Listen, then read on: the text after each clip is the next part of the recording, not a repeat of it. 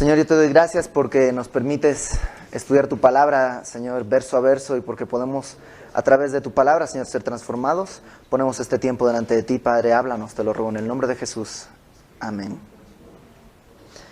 Marcos 16. Recapitulando un poco lo que vimos la primera semana, ¿se acuerdan? Marcos es el evangelio más corto de los cuatro, es el más breve, es el más conciso, es el que registra más hechos, más milagros de Jesús. Y a lo largo de todo el libro estuvimos viendo pues la vida de Cristo y cómo Él se empezó a relacionar con sus discípulos y con la gente.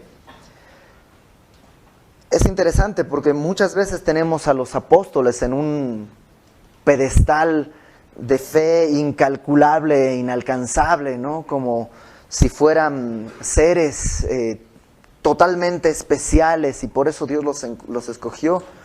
Y a lo largo de todo el libro vimos cómo se equivocan, cómo les falta fe, cómo no entienden lo que Jesús les está diciendo, cómo fallan. Y el capítulo 16 me encanta porque vuelven a fallar. Y es un poco nuestra imagen, ¿no? Nuestro día a día, que siempre volvemos y caemos y caemos y caemos. Y lo único que podemos hacer es seguir descansando en la fidelidad y en la gracia de Dios, que es el único que no falla nunca, aunque nosotros seamos infieles, Él permanece fiel, ¿no? Y acompáñame al capítulo 8, versículo 31. De Marcos 8, 31. Jesús, dice, comenzó a enseñarles a los apóstoles que le era necesario al Hijo del Hombre padecer mucho y ser desechado por los ancianos, por los principales sacerdotes y los escribas, y ser muerto y resucitar después de 3 días. Esto les decía, ¿cómo? Claramente. Y Jesús les había dicho varias veces: voy a ser crucificado, me van a entregar a los gentiles, voy a morir, pero voy a resucitar. Lo habían oído los discípulos muchas veces, pero no lo entendieron nunca. Y el capítulo 16, los vemos desconsolados, tristes, porque no han creído es el 3er día ya, y deberían estar ya felices. Deberían estar contentos porque ya hoy día Jesús resucita. Pero todo lo contrario, los vamos a ver desconsolados, los vamos a ver agüitados, desanimados, confundidos, sin fe. Entonces, si tú has estado pasando por problemas, si has estado pasando por pruebas, al punto en el que de plano piensas que ya se acabó, que ya no hay esperanza, que ya no hay para dónde más hacerte, presta atención, porque a lo mejor Dios te puede hablar a través de este capítulo, porque estás viviendo una situación como la de ellos y probablemente has cometido el mismo error que cometieron ellos. Marcos 16. Cuando pasó el día de reposo, recuerdas que Jesús fue crucificado y murió lo que hoy entenderíamos un viernes en la tarde, antes de que empezara el sábado. Recuerdan que hablamos de eso, el sábado empezaba en la tarde del viernes. Y recuerdas que los judíos piden que se les rompan las piernas a los presos para que no estén colgados el día de reposo. Y a 2 de los presos que estaban crucificados les rompen las piernas. También hablamos que la muerte en la cruz era una muerte por asfixia. Entonces, si les rompían las piernas, ya no podían ellos ejercer la fuerza para levantarse y poder respirar. Les rompían las piernas y entonces todo el cuerpo descansaba ya sobre el peso de los brazos, no podían usar las piernas y morían por asfixia.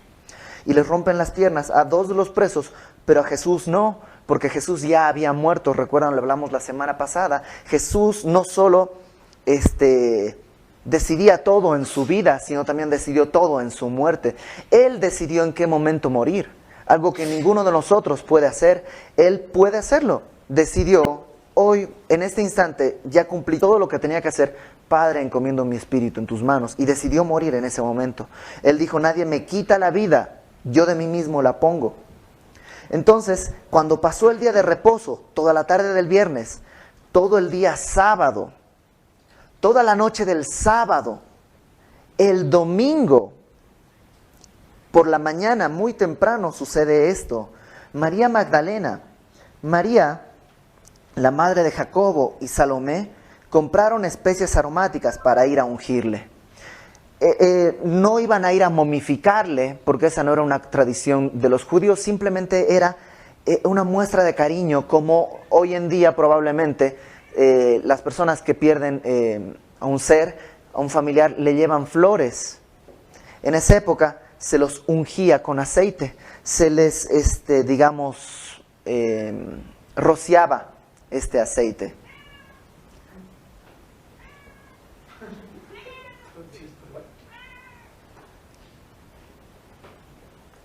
Okay. Verso 2. Y muy de mañana, el primer día de la semana, o sea, el domingo, vinieron al sepulcro ya ha salido el sol. Obviamente, estas mujeres creían que Jesús estaba muerto, porque si no, no estarían llevando estas especias para ungirle, no estarían yendo a la tumba. Creían que estaba muerto. Verso 3. Pero decían entre sí, ¿quién nos removerá la piedra de la entrada del sepulcro? ¿Recuerdas que Jesús fue tomado y llevado a una tumba que estaba cavada en la roca, y se puso una piedra? La semana pasada también hablamos de esto, de las teorías de la gente que piensa que Jesús, estando en la tumba, en realidad no había muerto, sino entró en una especie de coma, y se despertó en la tumba, se quitó las mantas, movió una piedra que pesaba un par de toneladas, al mejor estilo de Rambo, descontó a todos los guardias y se fue. Todo este tipo de historias absurdas. Bueno, la piedra era una piedra enorme, 2 toneladas aproximadamente. Y obviamente las mujeres fueron ahí, pero no sabían quién les podía mover esa piedra. Ellas no lo iban a poder hacer. Y dice, y ahorita vamos a revisar sobre algunas cosas de esto. Decían entre sí, ¿quién nos removerá la piedra de la entrada del sepulcro? Pero cuando miraron, vieron removida la piedra, que era muy grande. La palabra grande es la palabra mega, y la palabra muy es la palabra sobre, o sea, era sobre mega esa piedra, era enorme. Y cuando entraron en el sepulcro, vieron a un joven sentado al lado derecho, cubierto de una larga ropa blanca, y se espantaron. Mateo 28, acompáñame a Mateo 28, nos muestra cómo es que esta piedra se movió. Mateo 28, versículo 2. Desde el versículo 1, pasado el día de reposo, es mismo momento, misma escena, al amanecer del primer día de la semana vinieron María Magdalena y la otra María a ver el sepulcro. Y hubo un gran terremoto, porque un ángel del Señor, descendiendo del cielo y llegando, removió la piedra y se sentó sobre ella. ¿Te das cuenta? Esa piedra, hubo un ángel enviado de Dios que movió esa piedra para que saliera Jesús. No, porque como vemos en la narración más adelante, Jesús aparece en medio de los discípulos de pronto varias veces. O sea, la piedra no se movió para que Jesús saliera, sino la piedra se movió para que Jesús, más bien para que las mujeres pudieran entrar a la tumba y ver que estaba vacía. Este ángel viene a mover la piedra para que las mujeres vean que está vacía. Entonces dice que vieron la piedra removida en Marcos 16, y entraron y vieron a un joven sentado al lado derecho. Por las narraciones en otros evangelios sabemos que es un ángel, cubierto de una larga ropa blanca, y se espantaron. La palabra espantar ahí quiere decir que quedaron atónitos, o sea, quedaron petrificados, quedaron atónitos ante esta situación. Mas él, este ángel, les dijo, no os asustéis, buscáis a Jesús Nazareno, el que fue crucificado, ha resucitado, no está aquí, mirad el lugar en donde le pusieron. Y me encanta esto, el que fue crucificado no está aquí. Él fue crucificado, pero ha resucitado. A lo largo de la Biblia encontramos muchos casos de personas que han vuelto a la vida. En el Antiguo Testamento, recuerdas, hay una viuda que tiene un hijo y llama al profeta y el profeta se pone sobre él y todo, y el hijo vuelve a vivir. Lázaro había muerto y Jesús va y le dice: Lázaro, ven fuera. ¿Y qué es lo que sucede? Lázaro resucita. O sea, no era algo nuevo que alguien resucitara, pero sí hay algo nuevo. Todas estas personas habían resucitado en el mismo cuerpo con el que murieron y más tarde volvieron a morir. En cambio, Jesús no revivió, resucitó con un nuevo cuerpo, una nueva naturaleza. Ese cuerpo ya no era el mismo cuerpo que tenía antes de morir. Este cuerpo, este nuevo cuerpo, o sea, la resurrección con este nuevo cuerpo, marca muchísimas cosas. Romanos capítulo 1, versículo 4.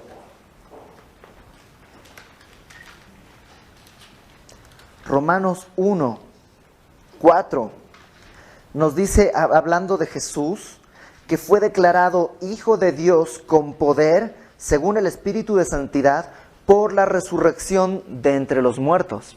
O sea, el hecho de la resurrección es la mayor prueba de que Jesús es el Hijo de Dios. No era porque está vivo, sino es el Hijo de Dios, Dios encarnado. La resurrección me asegura quién es Él. ¿Recuerdas que algunos fariseos vinieron a decirle: danos una señal y te creeremos?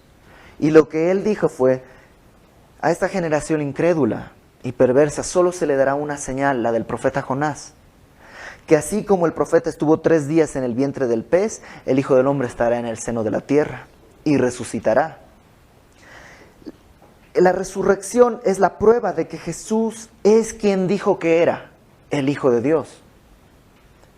Número 2, Primera de Tesalonicenses 4.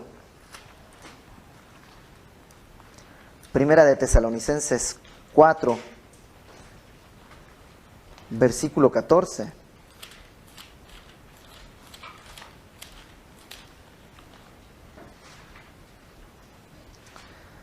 Dice: porque si creemos que Jesús murió y resucitó, así también traerá Dios con Jesús a los que durmieron en Él. Lo segundo que me muestra esta resurrección es que así como Jesús resucitó, Dios traerá también a los que han muerto. La resurrección de Cristo es una esperanza para mí. Es la esperanza de que no se acaba todo cuando muero, sino que si yo he creído en Cristo, Él me va a resucitar. La resurrección de Cristo no solo prueba quién es, sino también me muestra cuál es mi próximo destino, que es resucitar con Él. No voy a morir para siempre. Número 3, Hebreos 7, versículo 23. Cuando el escritor de Hebreos está hablando de que Jesús es nuestro gran sumo sacerdote, que no ha habido otro como Él. Hebreos 7, versículo 23. Dice: los otros sacerdotes, refiriéndose a los sacerdotes comunes, los de la tribu, los que venían de la tribu de Leví, los sacerdotes normales, digamos, humanos. Los otros sacerdotes llegaron a ser muchos debido a que por la muerte no podían continuar. Obvio, un sacerdote se muere, otro tiene que ocupar su lugar, y a lo largo de muchos años son muchos estos sacerdotes porque mueren. Mas versículo 24, Jesucristo, por cuanto permanece para siempre, tiene un sacerdocio inmutable, por lo cual puede también salvar perpetuamente a los que por Él se acercan a Dios, viviendo siempre para interceder por ellos. El hecho de que Jesucristo haya resucitado me marca que Jesucristo vive para siempre. Y como vive para siempre, es suficiente para interceder por todos. No solo por los que estaban vivos en esa época, sino por los que estuvieron vivos después, por los que estamos vivos ahora y por los que van a venir después hasta que Él regrese. Y mientras tanto intercede siempre por nosotros. Todo eso es, por eso la resurrección es importante.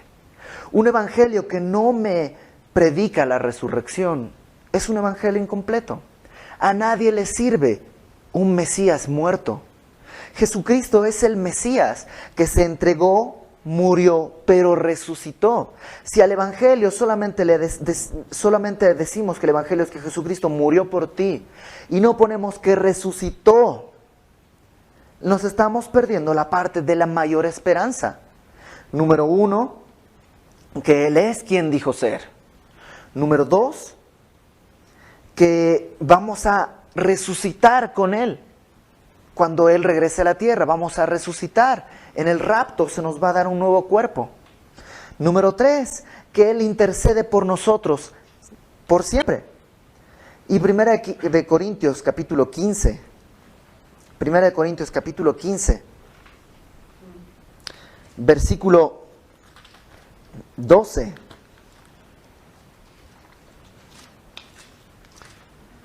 Resume todo. 1 de Corintios 15, versículo 12, nos dice: pero si se predica de Cristo que resucitó de los muertos, ¿cómo dicen algunos entre vosotros que no hay resurrección de muertos? Porque si no hay resurrección de muertos, tampoco Cristo resucitó. Aquí Pablo está tratando con gente que dice que no hay resurrección. Y entonces Pablo dice, si no hay resurrección, entonces Cristo no resucitó. Y chécate lo que dice, versículo 14. Y si Cristo no resucitó, vana es entonces nuestra predicación. Nuestra predicación es inútil. Vana es también vuestra fe. Estás creyendo algo inútil si Cristo no resucitó. Verso 15. Y somos hallados falsos testigos de Dios. Además, no solo es que nuestra fe es vana, nuestra predicación es vana, sino que además somos testigos falsos de Dios. Porque nosotros, dice, hemos testificado de Dios que Él resucitó a Cristo, al cual no resucitó si en verdad los muertos no resucitan. ¿Sí está claro eso? Verso 16. Porque si los muertos no resucitan, tampoco Cristo resucitó. Y si Cristo no resucitó, vuestra fe es vana, aún estáis en vuestros pecados. Si Cristo no resucitó, ¿qué quiere decir? ¿Que el sacrificio hecho delante de Dios no fue aceptado? ¿Recuerdas? Cristo murió por nuestros pecados. Si Él no resucitó, quiere decir que Cristo no aceptó ese sacrificio, no fue suficiente, y entonces todavía tus pecados están sobre ti y todavía estás condenado a muerte eternamente. Si Cristo no resucitó, nuestra existencia es trágica. Sigamos ahí en 1 de Corintios. Dice en verso 17, aún estáis en vuestros pecados. Entonces, verso 18, también los que durmieron en Cristo perecieron, ya están muertos. Si en esta vida solamente esperamos en Cristo, somos los más dignos de conmiseración de todos los hombres. Si Cristo no resucitó, somos lo peor. Otra gente tiene más esperanza que nosotros. Pero verso 20, 1 Corintios 15, más. Ahora Cristo ha resucitado de los muertos. Primicias de los que durmieron es hecho. Por cuanto por la muerte entró por un hombre, también por un hombre la resurrección de los muertos. Porque así como en Adán todos mueren, también en Cristo todos serán vivificados. Ese es el resumen. Si Cristo no resucitó, la neta, ¿qué hacemos aquí? ¿Para qué estudiamos su palabra? ¿Para qué predicamos a Cristo? Todo eso es absurdo. Si Cristo no resucitó, entonces todos tus pecados todavía están sobre ti. Todavía esa cuenta no ha sido saldada. Y pues, ¿de qué te preocupas? De todos modos estás condenado a muerte. Pero Cristo resucitó. Y este ángel lo que les dice es eso. Cristo ha resucitado. No está aquí. Mirad el lugar en donde lo pusieron. Verso 7 de Marcos 16. Pero id, decid a sus discípulos y a Pedro que Él va delante de vosotros a Galilea.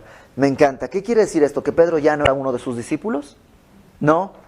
Sino que este ángel enviado por Dios sabía, porque Dios lo había enviado así, que Pedro estaba pasando un mal momento. ¿Te acuerdas la última vez que vimos a Pedro llorando amargamente? ¿Recuerdan que habíamos hablado de esto? Pedro sabía que Jesús había dicho: el que me negare delante de los hombres, yo le negaré delante de mi Padre. ¿Qué quiere decir eso? Pedro lo había negado. Pedro estaba condenado eternamente. Yo me imagino a Pedro que estaba destrozado. Entonces este ángel les dice: vayan y busquen a sus discípulos, y a Pedro específicamente. Vayan a buscar a Pedro específicamente, porque tengo algo que decirle a Pedro. ¿No te encanta que Dios no solo conoce tus pecados, sino que cuando has pecado, quiere la reconciliación contigo? Quiere decirte: sabes que ese tu pecado es terrible, es fatal, pero yo ya he pagado por ese pecado. Solo necesitas venir y confesarlo. Que es Dios el que te está diciendo: ven, hagamos cuentas, estemos a cuenta. Si tu pecado fuese espantoso, yo lo voy a limpiar. Eso dice, eso es lo que Jesús está diciendo. Y les dice que digan a sus discípulos y a Pedro que Jesús va delante de vosotros a Galilea. Allí le veréis como os dijo. Me encanta, porque Jesús cumple lo que Él prometió. Él dijo: voy a ser crucificado, pero los encontraré en Galilea. Y lo que este ángel les dice, o sea, todo está de acuerdo al plan. Él dijo que iba a suceder esto, y va a suceder esto. Él está yendo delante de ustedes a Galilea, tal como lo dijo. Y como Él dijo en esa época, y lo cumplió, también lo dice ahora. Chécate, ahorita regresamos sobre esto. Verso 8. Y ellas se fueron huyendo del sepulcro, porque les había tomado temblor y espanto. Ni decían nada a nadie, porque tenían miedo. O sea, esto quiere decir que salieron corriendo sin hablar entre ellas. Ahora, a partir de aquí, la cronología de lo que sigue es un poco confusa. Yo intenté hacer algo que sonara medio coherente, pero es una propuesta, y pues es una propuesta nada más. Jesús se les aparece a ellas y les dice: díganle a mis discípulos y a Pedro que, bueno, no se les aparece Jesús, este ángel se les aparece y les dice: Jesús está vivo, vayan y díganselo a los discípulos. Acompáñame a Juan capítulo 20. Juan capítulo 20, versículo 2. Juan nos narra que solamente está María Magdalena ahí. Bueno, no nos dice que está solo María Magdalena, pero se enfoca en María Magdalena. Y les dice: entonces, después de darle este mensaje, el ángel, María, hablando de María, corrió y fue a Simón Pedro y al otro discípulo, aquel al que amaba Jesús, esto es a Juan, y les dijo: se han llevado del sepulcro al Señor y no sabemos dónde le han puesto. ¿Te das cuenta que todavía no les caía el 20 y no creían que lo que el ángel les había dicho? Ellas creían: pues Jesús no está, se lo han llevado. Y van y le dicen a Pedro y a Juan: no sabemos dónde le han puesto, pero ya no está en el sepulcro. Ahí Juan 20, versículo 3. Y salieron Pedro y el otro discípulo y fueron al sepulcro. Corrían los dos juntos, pero el otro discípulo corrió más aprisa que Pedro y llegó primero al sepulcro. O sea, Juan era más joven y le ganó a Pedro en la carrera. Verso 5. Y bajándose a mirar, vio los lienzos puestos allí, pero no entró. Luego llegó Simón Pedro tras él y entró en el sepulcro y vio los lienzos puestos allí y el sudario que había estado sobre la cabeza de Jesús, no puesto con los lienzos, sino enrollado en lugar aparte. Entonces entró también el otro discípulo que había venido primero al sepulcro, y vio y creyó. ¿Qué creyó? Creyó que no estaba ahí Jesús. No creyó que había resucitado todavía, porque el versículo 9, ahí mismo en Juan 20 dice: porque aún no habían entendido la escritura, que era necesario que Él resucitase de los muertos. Entonces, María y estas mujeres van, le dicen a Pedro y a Juan: se han llevado el cuerpo de Jesús. Pedro y Juan salen corriendo, llegan, ven el sudario, ven todo esto y creen que no está el cuerpo, pero nada más. Y se van, se reúnen con los otros discípulos. Mientras tanto, yo creo que María corrió junto con ellos, María Magdalena, y el versículo 9 sucede allí. Después de que se van Pedro y Juan de la tumba, se queda María afuera llorando. Habiendo pues resucitado Jesús por la mañana, verso 9, el primer día de la semana, apareció primeramente a María Magdalena, de quien había echado 7 demonios. Yendo ella, lo hizo saber a los que habían estado con él, que estaban tristes y llorando. Ellos, cuando oyeron que vivía y que había sido visto por ella, no lo creyeron. Entonces, yo supongo que María ve a Jesús y luego va corriendo a decirles nuevamente, yo ahora sí, ya lo vi, está vivo. Pero ellos no lo creen. Un par de detalles nada más aquí. María Magdalena no es una prostituta, como la tradición dice. No sabemos quién es. Solo sabemos que era de Magdala, esta región, por eso se llama María Magdalena. Y solo sabemos que Jesús había echado de ella 7 demonios. No sabemos más de ella. Pero ha debido ser muy especial para Cristo, tanto como sus otros discípulos, porque ella se queda llorando afuera de la tumba. Y léelo en casa. Este encuentro de María Magdalena con Jesús está narrado en Juan 20, versículo 11 al 18. No lo voy a leer, léelo en tu casa. En ese momento se le aparece Jesús y ella lo confunde con el jardinero. Y léelo en tu casa. Ella va corriendo. Juan 20, versículo 11 al 18. Y ella después va con los discípulos a decirles. Chécate en Marcos 16, versículo 10. Me dice que los discípulos estaban tristes y llorando. Los discípulos estaban realmente angustiados. Estas mujeres estaban angustiadas. Creían que Jesús había muerto para siempre. Lo amaban. Se habían encariñado, lo amaban. Sabían que Él era especial, que Él decía palabras que nadie más podía decir. Sabían que estando con Él algo siempre sucedía. Sabían que Dios era más real cuando Él estaba ahí presente. O sea, lo podían ver. Sabían que Jesús tenía algo. No entendían bien las cosas. Y cuando Jesús muere estaban desconsolados y su esperanza estaba en el piso. Tanto que cuando llega María y les dice a los discípulos, lo vi, está vivo, no creen los discípulos. Estos hombres que Dios ha escogido para trastornar a todo el mundo, no creen. Verso 12. Pero después apareció en otra forma a 2 de ellos que iban de camino yendo al campo. Este encuentro está narrado en Lucas 24, versículo 13 al 27. Lo puedes apuntar, lo lees luego en tu casa. Lucas 24, versículo 13 al 27. Jesús se les aparece. Ellos están caminando a Emaús. Y de pronto Jesús empieza a caminar junto a ellos y ellos no lo reconocen. Y empiezan a hablar de lo que había sucedido, lo que acababa de suceder, que crucificaron a Jesús y todo. Y Jesús les dice, ¿de qué hablan? Y ellos le dicen, eres el único extranjero que no sabe qué es todo esto que ha sucedido. Y están desconsolados.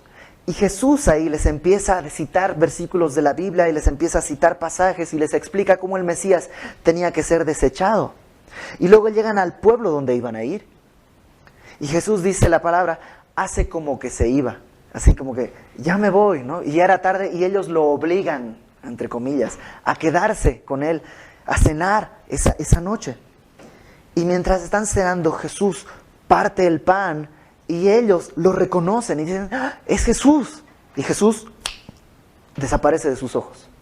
Y ellos a esa hora agarran sus cosas y patitas, ¿para qué te las quiero? Echan la carrera hasta Jerusalén nuevamente y llegan con los discípulos y les dicen, Jesús ha resucitado. Lo vimos. Y en principio no los creen, no le creen. No les creen a ellos, porque aquí en Marcos 16 me dice, ellos fueron y lo hicieron saber a los otros y ni aun a ellos creyeron. Ahora, en Lucas, acompáñame, Lucas 24, después de esta historia, Lucas 24, versículo 20 y tantos, versículo 30 y...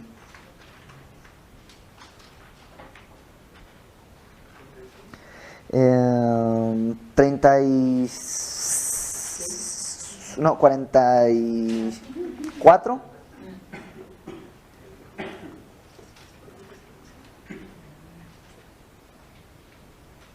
No, 33. Levantándose en la misma hora, es esta escena en la que les digo que estaban en la posada y salen corriendo, volvieron a Jerusalén y hallaron a los 11 reunidos y a los que estaban con ellos, que decían: ha resucitado el Señor verdaderamente, ya ha aparecido a Simón.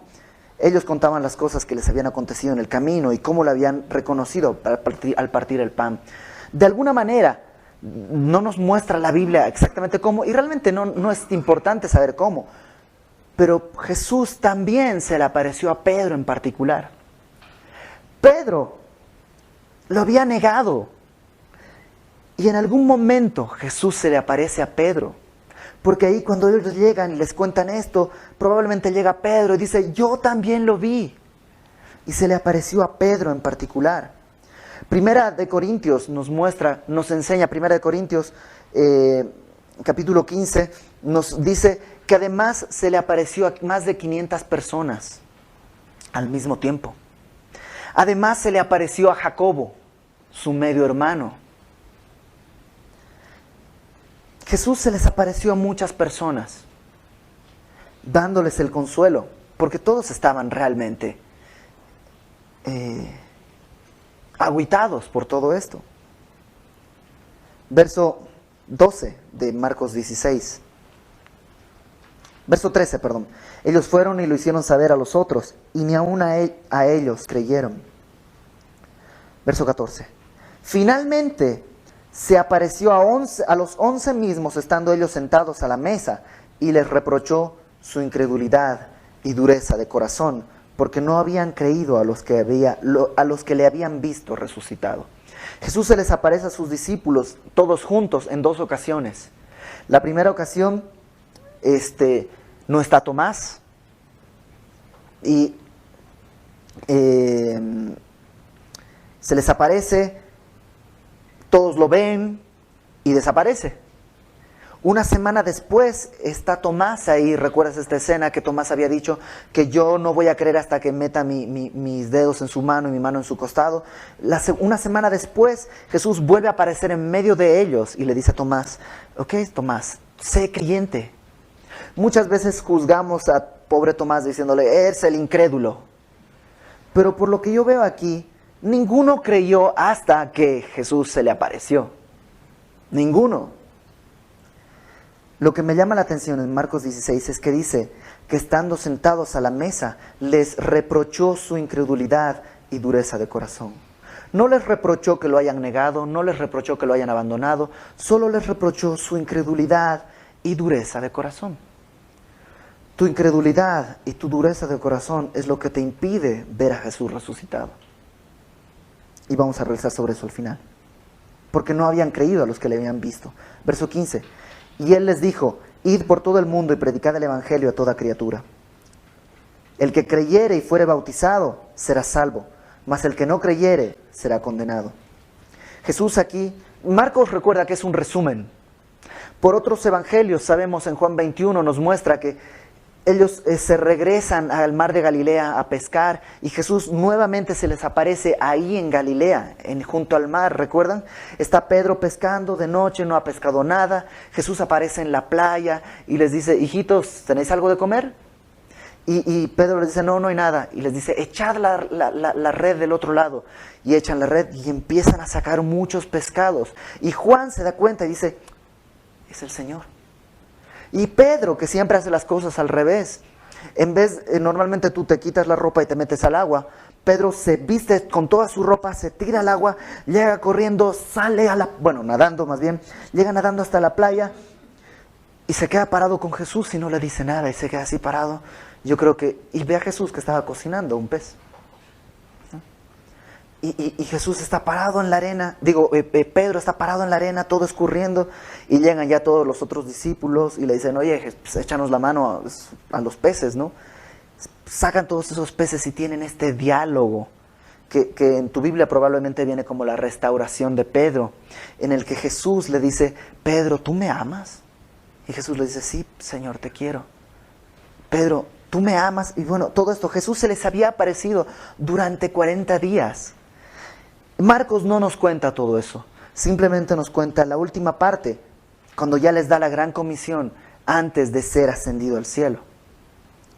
Y les dice, predicad el evangelio a toda criatura. Verso 16, el que creyere y fuere bautizado será salvo, mas el que no creyere será condenado. ¿Es necesario ser bautizado para ser salvo? No. El requisito es creer. Dice, el que creyere y fuere bautizado será salvo, mas el que no creyere será condenado. No dice el que no creyere y no se bautice. El que cree es salvo, y el que es salvo en obediencia a Cristo se bautiza. Es un paso muy lógico. El que no creyere será condenado. El bautizo no tiene que ver con la salvación, es un resultado de ser salvo. Verso 17, y estas señales seguirán a los que creen. Y esto es bien importante. ¿Qué es lo que dice? Estas señales seguirán a los que creen. No dice, estas señales seguirán para que crean.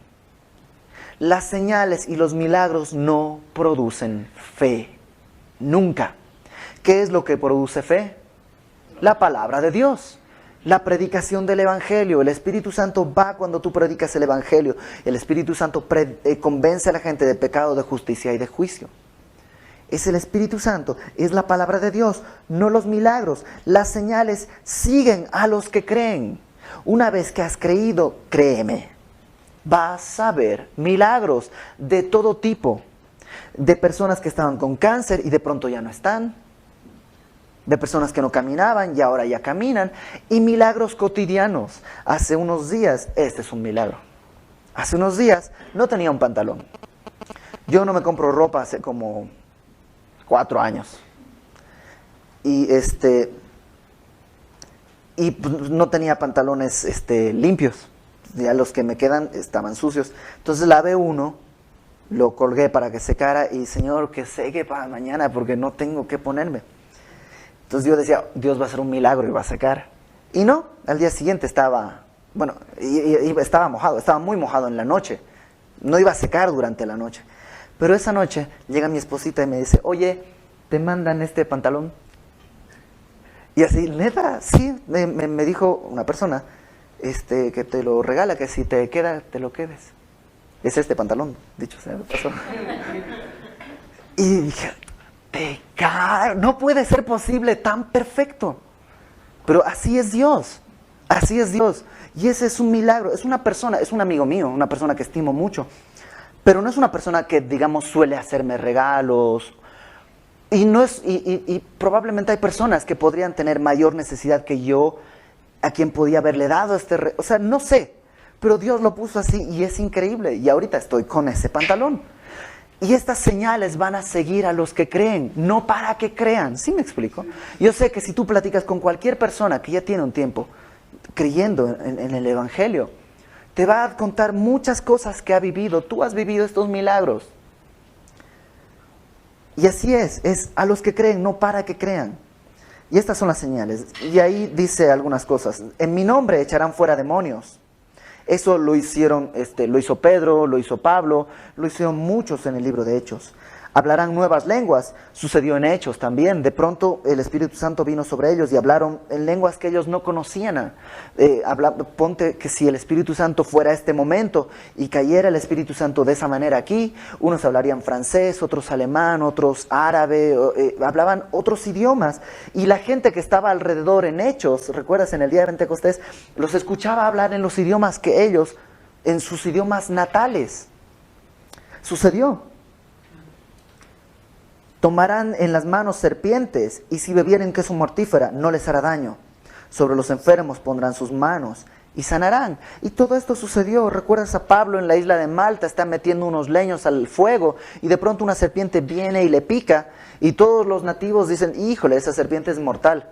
Y Pablo, como si nada, sigue cocinando y no pasa nada. Y comerán cosas mortíferas o beberán cosas mortíferas y no les hará daño. ¿Cuántos misioneros en el África, en China o en México, en la selva, habrán comido cosas realmente con gérmenes? ¿Cuántas cosas así han sucedido? Y misioneros han sobrevivido. Ahora, esto no es para tentar a Dios. O sea, esto no es para que tú te empieces a tomar veneno diciendo, Señor, tú dijiste que... No.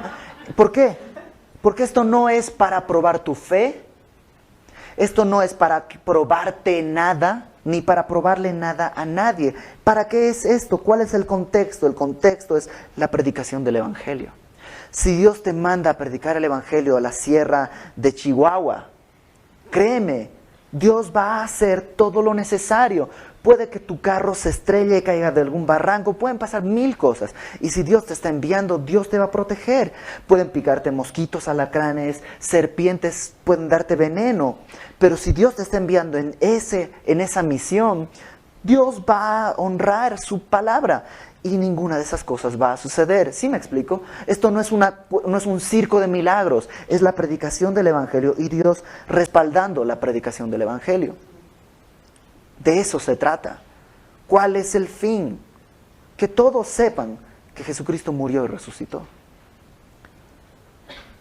Verso 19. Y el Señor, después que les habló, fue recibido arriba en el cielo y se sentó a la diestra de Dios. ¿Qué les habrá hablado durante 40 días? Hay algunas sectas que dicen que Jesús les entregó un nuevo conocimiento, una nueva sabiduría. Hechos capítulo 1, versículo 3, me dice, a quienes, hablando los discípulos, también después de haber padecido, se presentó vivo con muchas pruebas indubitables, apareciéndoles durante 40 días y hablándoles acerca del reino de Dios. ¿Qué les habló todo ese tiempo? Del reino de Dios. Les habló del reino de Dios. Versículo 20. Hechos 1, versículo 3. Lo de hace rato, ¿no? Marcos 16. Y el Señor, después que les habló, fue recibido arriba en el cielo y se sentó a la diestra de Dios. Y ellos saliendo predicaron en todas partes, ayudándoles el Señor. Y esto me encanta. El Señor les ayudó a predicar el Evangelio. Cuando tú lees Hechos, entiendes muy bien cómo les ayudó. Primero empezaron a azotar a Pedro y a Juan. Y ellos les pudieron predicar al Sanedrín. Luego apedrearon a Esteban y les predicó al Sanedrín, entre ellos estaba Pablo probablemente.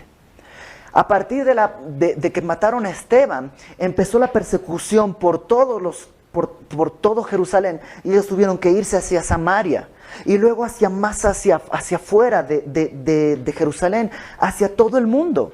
Y Dios les ayudó a predicar el Evangelio. Las persecuciones, las pruebas, no son fruto del pecado necesariamente. A veces Dios te está ayudando a predicar.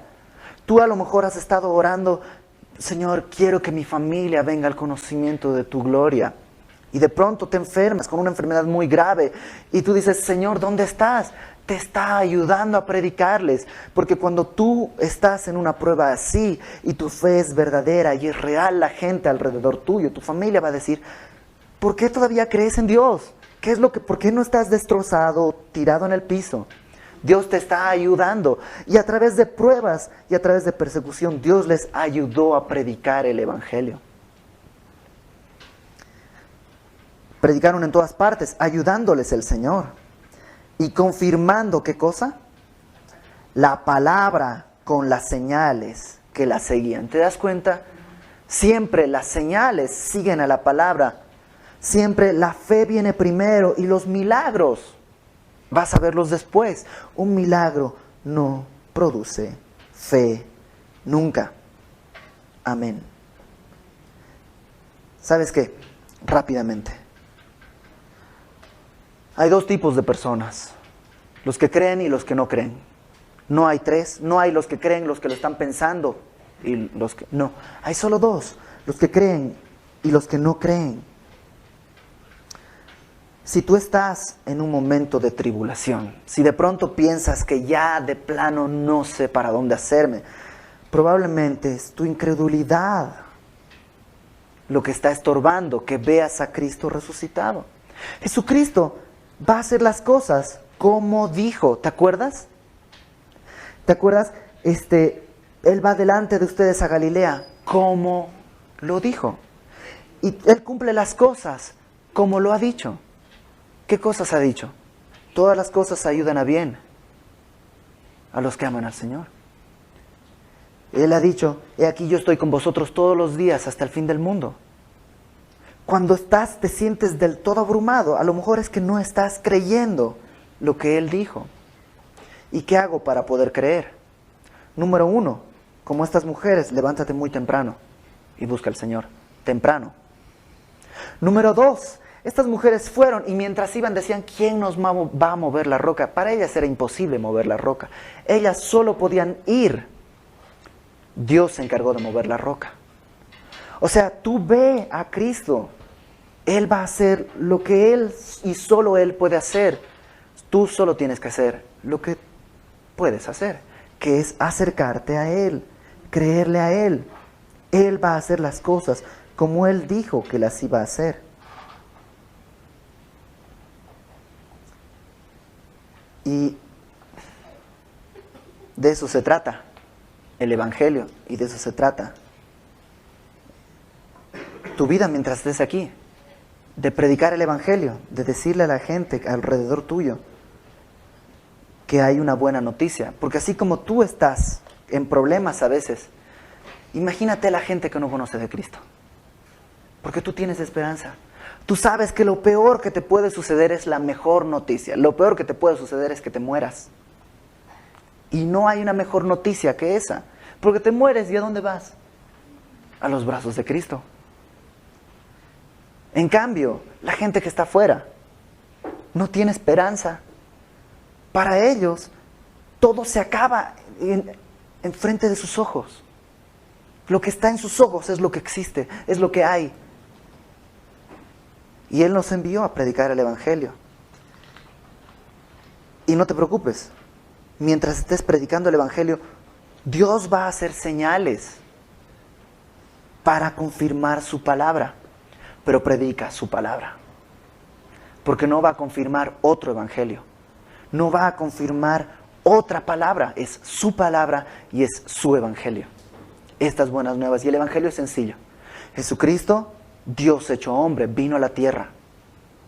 Pagó el precio de tus pecados muriendo en la cruz. Y al tercer día resucitó. Lo cual prueba que su sacrificio fue aceptado. Si tú crees en ese sacrificio, tus pecados son perdonados. Si tú lo confiesas como tu Señor, si le entregas tu vida, tus pecados te son perdonados y tienes una vida eterna junto con Él. Y a partir de ahí te puedes soltar a decir todas las promesas que te sepas. Va a estar contigo siempre. Busca primero el reino de los cielos y su justicia y todas tus necesidades Dios las va a cubrir. El que venga a mí y beba, no tendrá sed jamás. O sea, ¿pero dónde empieza eso? En el Evangelio no podemos predicar las promesas si no predicamos primero el Evangelio. Jesucristo vino a eso. Y sin el Evangelio, todo lo que hemos estudiado desde el principio de Marcos, sin la cruz, es una fábula. Sin la resurrección, es una mentira, es un mito. Jesucristo sin la cruz no sirve, no es útil. Me refiero a la predicación, ¿sí me explico, no? Sí. Jesucristo es Dios y su sacrificio fue real. Él estuvo en esta tierra físicamente y físicamente resucitó. Y esa es nuestra tarea. Si lo crees, va a ser fácil compartirlo. Si no lo crees, créelo y vas a tener ganancia. Vamos a orar y vamos a celebrar la cena del Señor ahora. Vamos a recordar lo que Jesucristo hizo. Entonces, oramos. ¿Sí? Ahí en tu lugar en silencio, vamos a orar. Señor, yo te doy gracias porque, en primer lugar, has sido misericordioso con nosotros al permitirnos estudiar tu palabra, Señor, todo este tiempo. Gracias por este lugar, Señor, que nos has abierto. Gracias por la vida de Gaby y de su familia, Señor. Te ruego por sus vidas, Señor. Gracias porque tú has puesto en su corazón el permitirnos reunirnos aquí. Pero sobre todo, Señor, quiero rogarte, quiero que recibas, Señor, nuestras vidas como alabanza, Señor. No tenemos otra forma de corresponder, no, Señor, pagar, sino corresponder, Señor, lo que tú has hecho. Gracias, Padre, porque tú entregaste tu vida, la vida de tu Hijo, Señor, en sacrificio por nosotros, para que podamos hoy, Señor, tener entrada hasta el trono de la gracia. Gracias, Señor, porque sin el sacrificio de Jesucristo no tendríamos razón de vivir, Señor. Todo sería un camino hacia la muerte. Yo te doy gracias, Padre, porque no solo hiciste eso, sino que además nos llamaste, nos escogiste, abriste, Señor, nuestros oídos y nuestro corazón para poder escuchar tu palabra y entender tu verdad, Señor. Te ruego, Padre, que perdones nuestros pecados y que esta noche, Señor, podamos hacer un nuevo compromiso nuevamente, Señor, contigo, rogándote, Señor, que tú envíes tu Espíritu Santo para poder vivir, Señor, en santidad, para que caminando en santidad, Señor, podamos dar fruto y tú seas glorificado, Señor, cuando todos ven el fruto que da, Señor, tu Espíritu en nosotros. Todo esto, Señor, para tu gloria, no para que seamos mejores, sino para que tú seas glorificado, Padre. En el nombre de Jesús ponemos, Señor, delante de ti nuestras vidas. Amén.